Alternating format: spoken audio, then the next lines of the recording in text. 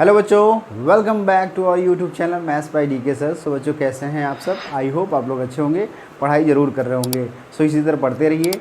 जैसा कि बच्चों इस समय हम लोग जो है चैप्टर 3 यानी pair of linear equation in two variables के लास्ट एक्सरसाइज यानी 3.4 जो कि एलिमिनेशन मेथड पे बेस्ड है, उसके क्वेश्चन 2 के फर्स्ट और सेकंड पार्ट को सॉल्व कर लिए थे। आज की क्लास में हम लोग बचे हुए पार्ट्स को सॉल्व करेंगे। सो फटाफट हम लोग शुरू करते हैं आज की क्लास और शुरू करते हैं इसके थर्ड पार्ट के साथ। थर्ड पार्ट देखिए बच्चों, आपके स्क्रीन पे दे रखा है, मैं क्वेश्चन पढ़ रहा हूँ। यहाँ पे देखिए क्या दिया हुआ है, the sum of the digits of 2 digit number is 9। यानी कि एक 2 डिजिट का नंबर है जिनके डिजिट्स का सम कितना दिया है, 9 दिया है। समझ में आ रही बात?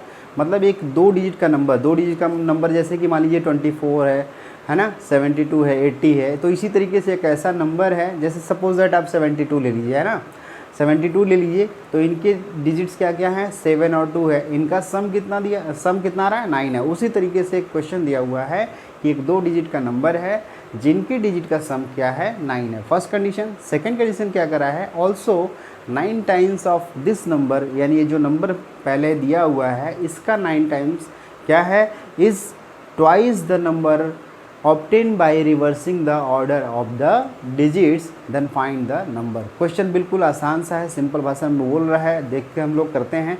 सो फटाफट सॉल्व करते हैं इस वाले क्वेश्चन को। थर्ड पार्ट ये है क्वेश्चन 2 का थर्ड पार्ट।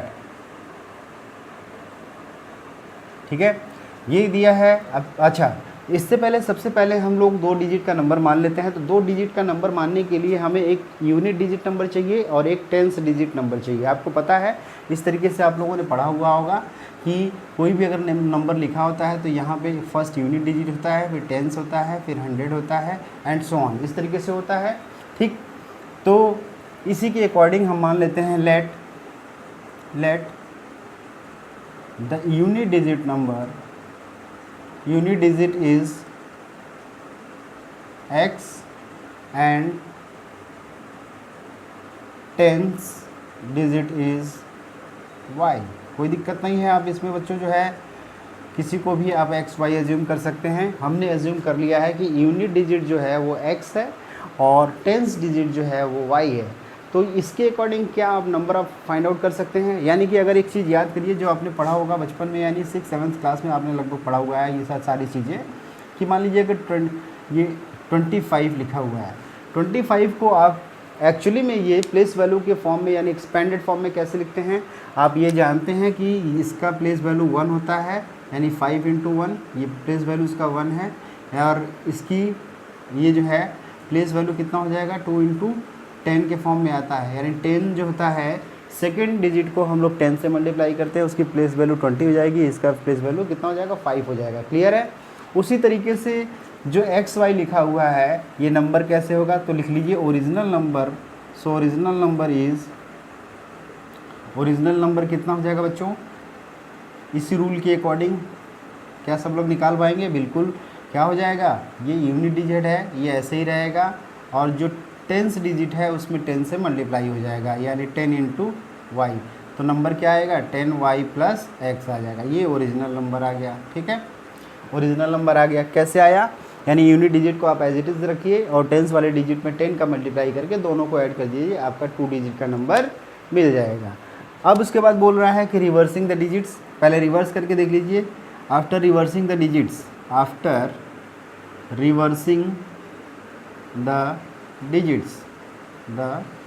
डिजिट्स, अगर डिजिट्स को क्या कर दिया जा रहा है, रिवर्स कर दिया जा रहा है, यानी कि यूनिट डिजिट पे y रख दिया जाए और यहाँ पे x रख दिया जाए, तब नंबर क्या होगा, देन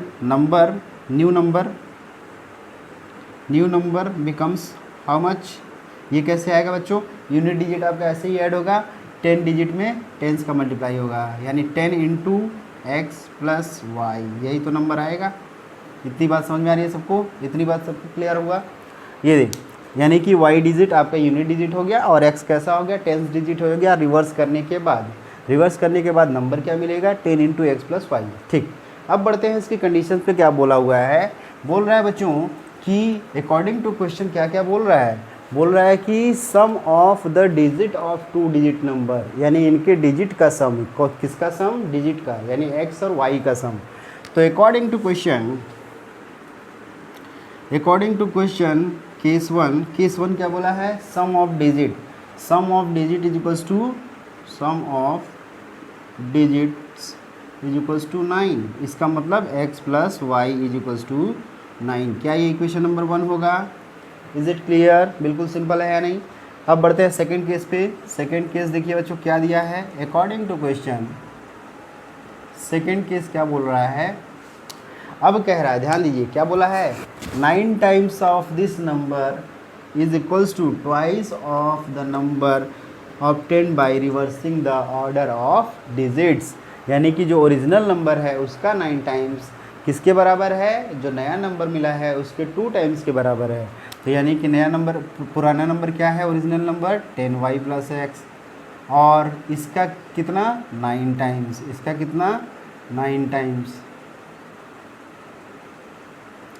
इसका 9 टाइम्स किसके बराबर है, twice of new number, twice of मतलब 2 टाइम्स, क्या नया नंबर क्या है 10x प्लस वाई। ठीक है, इसको सिंप्लीफाई कर लीजिए, एक इक्वेशन बनेगा। देखिए क्या हो जाएगा, 9 इंटू 10 90y, और ये क्या हो जाएगा 9x हो जाएगा। इधर देखिए 2 इंटू 10 20x, और ये क्या हो जाएगा 2y हो जाएगा। इसको सभी को इधर ला दीजिए, 90y में से 2y सब्ट्रैक्ट हो जाएगा, कितना हो जाएगा 88y हो जाएगा। बिल्कुल सही। 9x में से 20x सब्ट्रैक्ट होगा, माइनस 11x हो जाएगा। ये आपका बन गया इक्वेशन नंबर 2।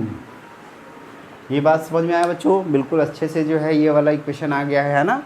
अच्छा, ये जरा दोनों इक्वेशन जब आ गए तो एलिमिनेशन मेथड लगाना है। तो एलिमिनेशन मेथड के लिए मैं बार बार बताया था आपको कि एलिमिनेशन मेथड के लिए किसी वेरिएबल को जिसको आप एलिमिनेट करना चाहते हैं उसके कोफिशिएंट को इक्वल बनाइए। यहाँ जरा देखिए x का कोफिशिएंट और y का कोफिशिएंट।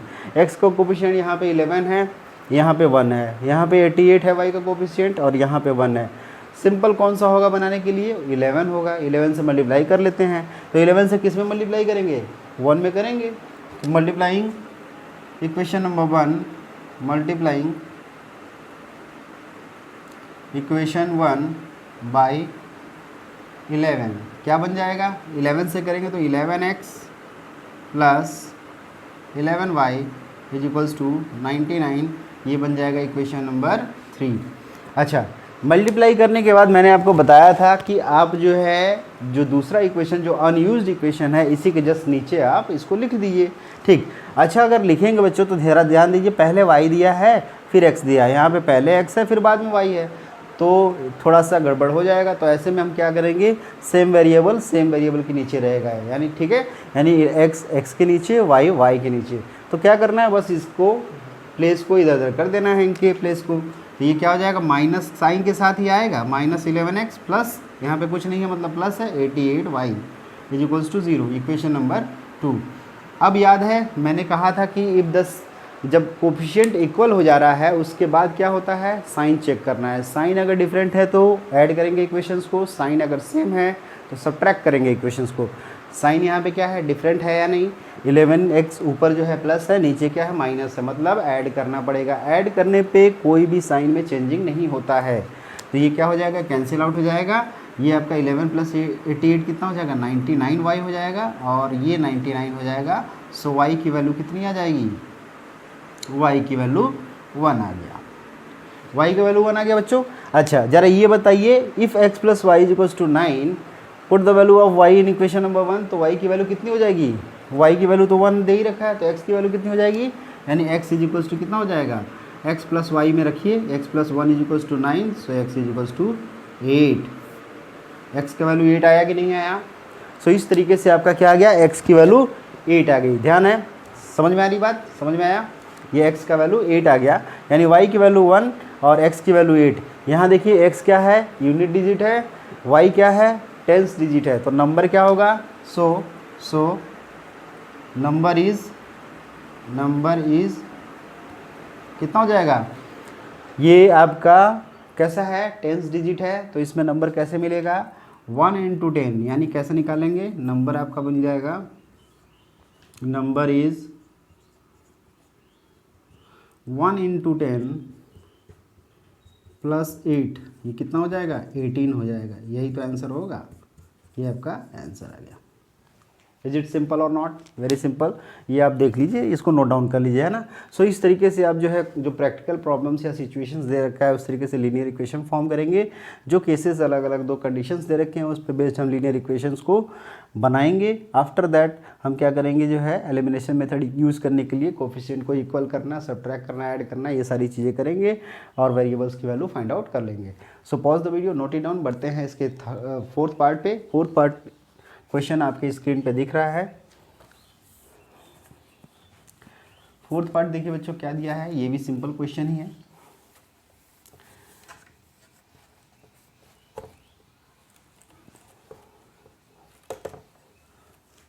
फोर्थ पार्ट देखिए बच्चों क्या दिया है इस question.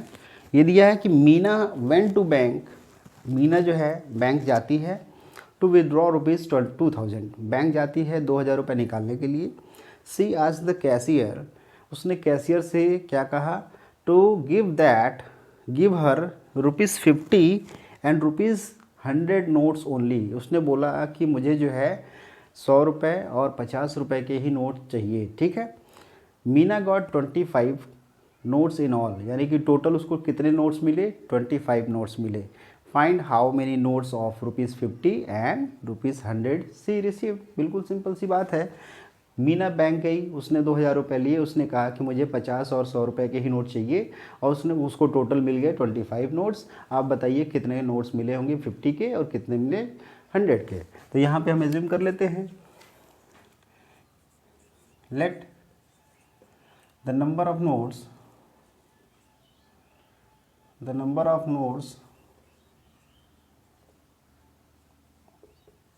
of 50 rupees is equals to x and the number of notes of 100 rupees is equals to Y. Very simple. ये एजम्पशन तो बिल्कुल आसान था। इसमें जो है आपने एज्यूम कर लिया कि 50 रुपये के टोटल नोट उसको कितने मिले, x मिले। 100 रुपये के टोटल नोट कितने मिले, y मिले, ठीक है। अब यही इन दोनों का जो टोटल है, यानी टोटल नोट्स कितने मिल रहे हैं, 25 मिल रहे हैं। So according to question case 1 हम ये मान लेते हैं। केस 1 क्या कह रहा है, टोटल नोट्स कितना मिल रहा है, टोटल नोट मिल रहा है यानी number of note of 50 plus number of note of 100 is equals to 25। ये इक्वेशन नंबर 1 बन जाएगा कि नहीं बन जाएगा। अब इसके बाद बढ़ते हैं सेकंड कंडीशन पे। तो केस 2 में बच्चों ज़रा ध्यान दीजिए, क्या बोला है, टोटल 2000 रुपये मिल रहे हैं। तो ऑब्वियस सी बात है एक्स नोट अगर 50 के हैं तो टोटल अमाउंट कितना हो जाएगा, ये तो नंबर ऑफ नोट्स की बात है ना, अमाउंट कितना हो जाएगा 50 इंटू एक्स हो जाएगा। उसी तरीके 100 रुपीज़ के नोट वाई मिल रहे हैं तो अमाउंट कितना हो जाएगा 100 इंटू वाई, यही दोनों मिला के कितना है 2000 है। तो इक्वेशन क्या बन जाएगा 50 into X plus 100 into Y is equals to how much 2000। क्या ये कैंसिल आउट हो सकता है, बिल्कुल हो सकता है। ये हो जाएगा x plus 2y is equals to 40। ये इक्वेशन नंबर 2 एज्यूम कर लीजिए। अब जरा बच्चों देखिए फर्स्ट और 2 में आप ध्यान दीजिए। फर्स्ट और 2 में क्या दिख रहा है आपको, x प्लस वाई बराबर 25 है और x प्लस 2y बराबर 40 है। यहाँ पे किस वेरिएबल को एलिमिनेट करना चाहेंगे आप, बिल्कुल सिंपल सी बात है, आप x को ही करना चाहेंगे। क्यों, क्योंकि x का ऑलरेडी कोफिशिएंट यहाँ पे इक्वल दे रखा है। No need to make equal the coefficients of x, क्योंकि ऑलरेडी यहाँ पे दे रखा है। तो यहाँ पे हम क्या करते हैं, जस्ट आपको क्या करना है, इसके नीचे ही x फर्स्ट इक्वेशन को लिख लीजिए, यानी x प्लस वाई बराबर 25 लिख लीजिए, कोई दिक्कत नहीं है। अब मैंने क्या कहा कि अगर x वेरिएबल को एलिमिनेट करना है तो आप चेक करिए क्या उसका जो है साइन सेम है या डिफरेंट है। साइन सेम है, साइन जब सेम होता है तो क्या करते हैं, सब्ट्रैक्ट करते हैं। सब्ट्रैक्ट करने से नीचे वाले साइन चेंज हो जाते हैं, बिल्कुल चेंज हो जाते हैं। ये x कैंसिल आउट हो जाएगा, 2y माइनस वाई कितना हो जाएगा, y हो जाएगा। ये जरा ध्यान 40 माइनस 25 कितना हो जाएगा, 15 हो जाएगा। यानी y की वैल्यू कितनी आ गई, 15 आ गई। जब y 15 आ गया बच्चों तो x कितना आ जाएगा, put the value of y in equation number 1, put the value of y in equation number 1। Equation 1 में अगर रख देंगे तो ज़रा देखिए x की वैल्यू क्या आ जाएगी, x plus 15 is equals to 25। So x की वैल्यू कितना हो गया, 10 हो गया। ये समझ में आया। यानी number of notes of 50 is equals to 10 and number of notes of 100 is equals to 15। यानी 50 रुपीज़ नोट्स कितने मिल गए, 50 rupees notes is equals to 10 and 100 rupees notes ये कितना मिला, ये मिल गया 15 मिल गया। यही हो गया आपका आंसर। वेरीफाई कर सकते हैं आप इसको, ठीक है। तो इस तरीके से आप इस क्वेश्चन को बिल्कुल आसानी से सॉल्व कर लेंगे। So pause the video, note it down. बढ़ते हैं इसके लास्ट पार्ट पे। लास्ट पार्ट देखिए, ये क्वेश्चन कुछ जो है आप जो है पिछले वाले एक्सरसाइज में एक क्वेश्चन मैंने कराया था टैक्सी फेयर वाला क्वेश्चन, उसी टाइप का क्वेश्चन दिख रहा है, ठीक है। ये क्वेश्चन दिया हुआ है बच्चों, देखिए क्या कह रहा है कि a lending library has a fix charge for the first 3 days and additional charge for each day thereafter. यानी कि एक लाइब्रेरी है जो रेंट पे बुक दे रहा है ना, रेंट पे बुक दे रहा है। तो ये क्या कह रहा है, पहले के 3 दिनों के लिए जो है फिक्स चार्ज रख रहा है, ठीक है। 3 दिन आप ले रहे हैं, मतलब किसी भी कितने ही दिन के लिए बुक आप लेंगे तो पहले के 3 days के लिए आपको फिक्स चार्ज है।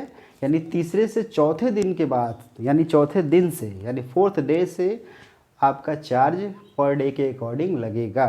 वो क्या दिया है, अब कह रहा है कि सरिता पेड ₹27, सरिता जो है को 27 रुपीज़ देना पड़ रहा है केप्ट अ बुक, यानी एक बुक के लिए केप्ट फॉर 7 days। अगर उसने 7 दिन के लिए किताब को रखा अपने पास तो उसको 27 रुपीज़ देना पड़ रहा है।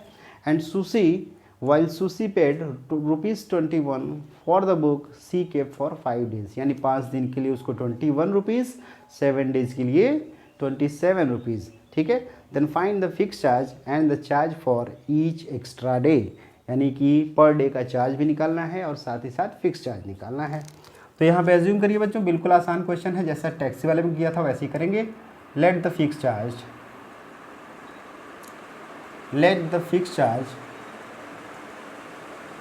इज X रुपीज़ मान लेते हैं, फिक्स चार्ज मान लेते हैं। और ये कितने दिनों के लिए है, ये fix charge for first 3 days के लिए है, ये दिया हुआ है ना। एंड चार्ज पर डे इसको मान लेते हैं Y रुपीज़। कोई दिक्कत है क्या, ऐसा आप लोग कर चुके हैं। तो हमने एज्यूम कर लिया कि let the fix charge for the first 3 days is equals to X rupees. यानी शुरू के 3 दिनों के लिए X रुपीज़ लग रहा है और बाकी के दिनों के लिए Y रुपीज़ पर डे के अकॉर्डिंग लग रहा है। तो according to question case one में क्या बोला है, सरिता हैव टू पे 27 रुपीज़। यानी उसने जो है उसे पे करना है कितना, 27 रुपीज़। कितने दिनों के लिए, 7 days के लिए। 7 days में ध्यान दीजिए, 7 days में ध्यान दीजिए बच्चों, बिल्कुल ध्यान से इसको देखिए। 7 days में बोल रहा है कि पहले का 3 दिन तो फिक्स है, इस पे तो X रुपीज़ देना है, इस पे तो X रुपीज़ देना है। बाकी के जो 4 दिन हैं उसमें इसके अकॉर्डिंग देना है। तो ये कितना हो जाएगा, 4Y के अकॉर्डिंग हो जाएगा ना। तो इक्वेशन क्या बन जाएगा, X + 4Y is equals to 27। This is equation number 1।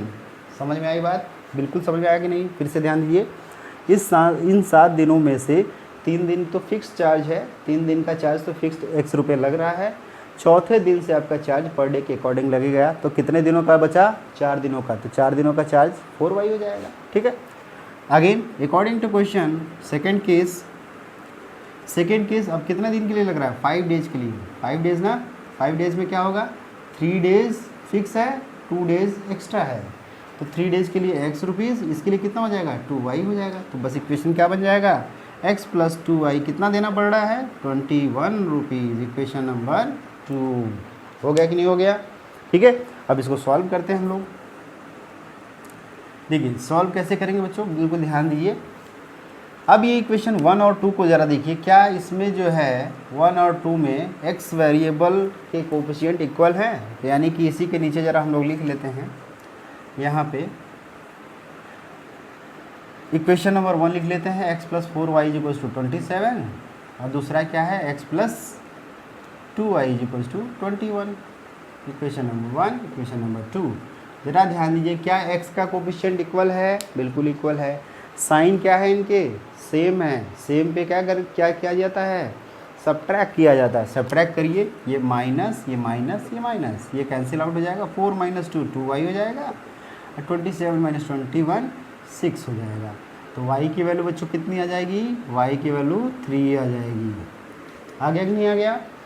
उसी तरीके से x की वैल्यू कितना आएगा? Put the value of y in equation number 1। Put the value of y in equation number 1। Equation number 1 में रखिए। इक्वेशन 1 क्या है? x + 4y = 27। रख दीजिए y की वैल्यू।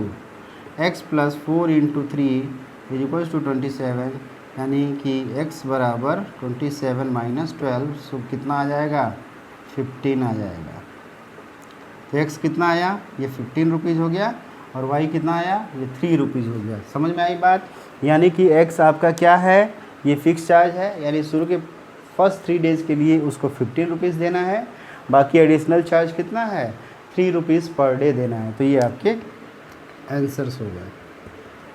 सो इस तरीके से बहुत ही आसान तरीके से हम लोगों ने जो है ये सारे क्वेश्चन को एलिमिनेशन मेथड का यूज़ करके सारे क्वेश्चन को सॉल्व कर लिया है। सो इस तरीके से ये एक्सरसाइज भी ख़त्म हो जाता है बच्चों, और ये चैप्टर भी फिनिश हो जाता है ना। तो इसमें चैप्टर्स में बस इतना ही पढ़ना था। ये सारे कंटेंट यानी सारे टॉपिक्स हम लोग क्लियर कर चुके हैं। ये चैप्टर हम लोग का फिनिश हो गया है। क्रॉस मल्टीप्लिकेशन जो ओल्ड NCERT में दे रखा है उसे मैं नहीं पढ़ना, वो रिलेटेड टॉपिक है, तो उस टॉपिक को हम लोग यहाँ पे स्किप कर रहे हैं, ठीक है। सो नेक्स्ट क्लास से हम लोग क्वाड्रेटिक इक्वेशन से स्टार्ट करेंगे, ठीक है। तो थोड़ा बहुत चीज़ तो आप लोग क्वाड्रेटिक में पॉलिनोमियल में थोड़ा बहुत पढ़ा होगा, तो उससे रिलेटेड कुछ मिलता जुलता आपको लगेगा, उसको हम लोग फर्दर सॉल्व देखेंगे जो है नेक्स्ट क्लास में। सो आज के लिए इतना ही बच्चों। हमारी अगर क्लासेस अच्छी लग रही हैं तो हमारे वीडियोस को लाइक करिए, हमारे चैनल को सब्सक्राइब करिए, और अपने फ्रेंड्स के बीच में ज़्यादा से ज़्यादा इसको शेयर करिए, ठीक है। So thank you everyone.